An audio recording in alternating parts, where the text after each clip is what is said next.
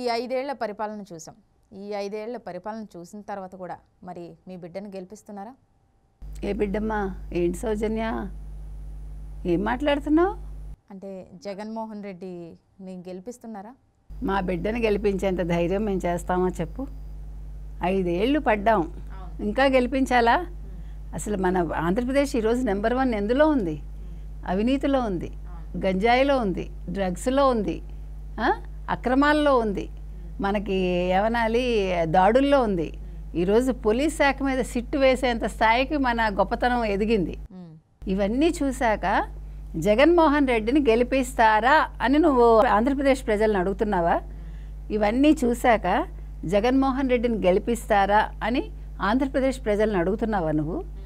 ఎంత ధైర్యం నీకు అసలు? అంటే వాళ్ళు అంటున్నారు కదా మేము గెలుస్తాం గెలుస్తాం గెలుస్తాం అని, అందుకే అడుగుతున్నాను నేను కూడా. ఆరిపోయే దీపం చాలా ఎక్కువగా వెలుగుతుంది కదా, వాజ్వల్యమానంగా వెలుగుతుంది అంటారు. అట్లా ఇవన్నీ వాళ్ళు చెప్పుకుంటారు, దాంతే ఉంది. మేము గెలుస్తాం అనకపోతే మేము ఓడిపోతామని అంటారా మొహం తగలేయటానికి? 4వ తారీఖు తర్వాత ఎలాగ జరుగుతుంది అది? ఈలోగా ఈ 15 రోజులైనా వాళ్ళని ఆనందంగా ఉండని. నువ్వెందుకు కంగారు పడుతున్నావు? ఒక పక్క ఆపద్ధర్మ ముఖ్యమంత్రి జంప్ అయిపోయాడు, లండన్కి హ్యాపీగా విహారయాత్రకు వెళ్ళాడు. ఆయనకి లేని బాధ వీళ్ళకెందుకు? వీళ్ళు కూడా ఎవడికి వాడు ఎవడు చేయాల్సినంత ఏదో చేసుకున్న అమ్మకి చేసుకున్నంత అని ఎవడికి వాడు వాళ్ళ పరిధిలో వాళ్ళు గొడవలు చేస్తున్నారు, అక్రమాలు చేస్తున్నారు, తెలుగుదేశం కార్యకర్తల మీద దాడులు చేస్తున్నారు, ఇళ్ళు తగలబెడుతున్నారు, తర్వాత ఎమ్మెల్యేల మీద దాడులు చేస్తున్నారు. వాళ్ళకు వచ్చిన విద్యలన్నీ వాళ్ళు ప్రదర్శిస్తున్నారు. కాబట్టి వాళ్ళు ఆ రకంగా సంతోషం పొందుతున్నారు. ఆ సంతోషానికి ఈరోజు ఒక కేంద్ర ఎన్నికల సంఘం ఒక బ్రేక్ అయితే వేసింది. ఒక సిట్టును ఏర్పాటు చేయమంది. సిట్టును ఎప్పుడు ఏర్పాటు చేస్తారు? ఎంతో కుంభకోణాలు, ఎంతో అల్లర్లు, లేదైనా ఒక పెద్ద నాయకుడు చనిపోయినప్పుడు ఆ క్లూస్ కోసం అట్లాంటప్పుడు సిట్టులు ఏర్పాటు చేయబడతాయి. మనకు తెలిసి రాజీవ్ గాంధీ హత్య జరిగినప్పుడు జరిగింది ఇది, అప్పుడు ఏర్పాటు చేశారు. మళ్ళీ ఇప్పుడు మన అంత గొప్ప స్థాయికి మనం వెళ్ళాలి, అదంటే దురదృష్టం. ఇదేంటిది? తెచ్చిపెట్టుకున్న అదృష్టం కాకపోతే ఇది ఇంతకంటే సిగ్గుచేటు ఉందా? ఇంకా మీ బిడ్డను గెలిపించండి అని ఆయన ఏ మొహం పెట్టుకుని అడుగుతాడు? వెళ్ళి అడిగాడు. ఇప్పుడు ప్రజలు ఏ మొహం పెట్టుకుని ఓట్లేస్తారమ్మా? నిన్ననే చూసావు, 14,165 కోట్లు వెయ్యాలి. ఏది ఈ లబ్ధిదారులకి ఎంత వేశాడు? 2,000 కోట్లు కూడా వేయలేదు. మరి మేము ఇచ్చుకున్నాం కదా కాంట్రాక్టర్లకి. అప్పుడే మార్చిలోనేమో 1,500 కోట్లు, మొన్న 1,400 కోట్లు ఇచ్చాం, మళ్ళీ 700 కోట్లు ఇచ్చాం. మరి మాకు ఏది ముఖ్యమో మేము చూసుకుంటున్నాం కదా. మరి మీ బిడ్డను గెలిపిస్తారా మీరు ఇవన్నీ చేస్తూ ఉంటే? మరి నువ్వు అడగటానికైనా అర్థం ఉండాలి కదమ్మా. ఎంత బాగుందో అసలు వినటానికి కూడా. ఎంత బాగా కాంట్రాక్టర్లకు ఇచ్చుకుంటున్నాడు. ఎంత అసలు ఆంధ్రప్రదేశ్ని చూస్తే ముచ్చటేసేస్తుంది మనకి. అయ్యో మనం అక్కడ ఎందుకు లేవా అని బాధపడిపోతున్నాం.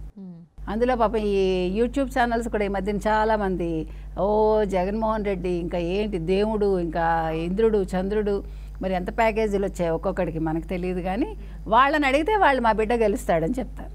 కానీ మనం చెప్పలేం. మనకెవడైనా ఒకటే, మనకి ఏ పార్టీ మనకు సంబంధం లేదు. మనం ఉన్నది ఉన్నట్టుగా చెప్తాం. కాబట్టి ఈ తాడిపత్రి, అనంతపురం, తిరుపతి, తర్వాత మాచర్ల ఇక్కడ జరిగిన దాడుల తర్వాత కూడా అసలు మనం ఇవన్నీ మాట్లాడుకోగలమా? ఎన్నికల ముందు కూడా జరిగాయి ఇవన్నీ కూడా.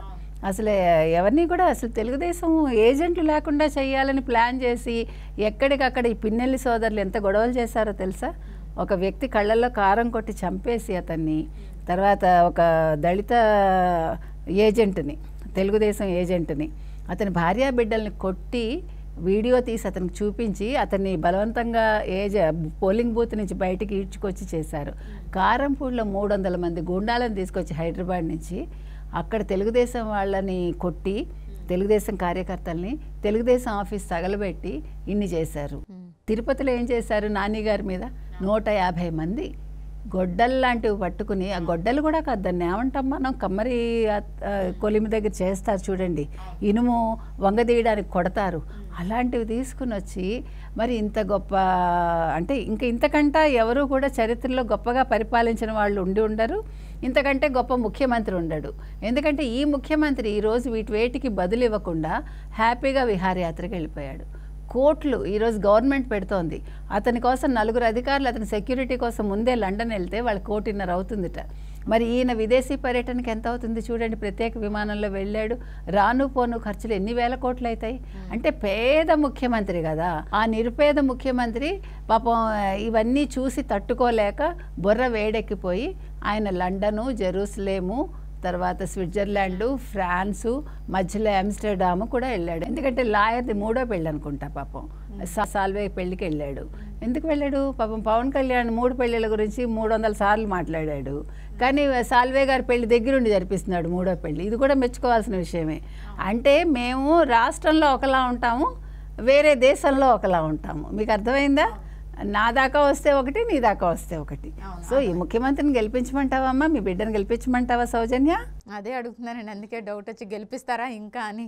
అలాంటి పొరపాటు మన ఆంధ్రప్రదేశ్ ప్రజలైతే చేయరు. వాళ్ళు మళ్ళా ఈ చెంపదెబ్బలు తినడానికి రెడీగా లేరు. మళ్ళా ఇలాంటి అక్రమాలు భరించే శక్తి లేదు.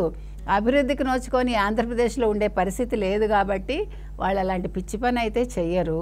వాళ్ళ అభివృద్ధి ఎవరైతే చేస్తారో వాళ్ళకే ఓటేసి ఖచ్చితంగా ఉంటారు. ఇప్పటికి వీళ్ళకి అర్థమైపోయింది. అర్థమైంది. కాబట్టి మీ బిడ్డ తర్వాత ఏం చేస్తాడో చూద్దాం.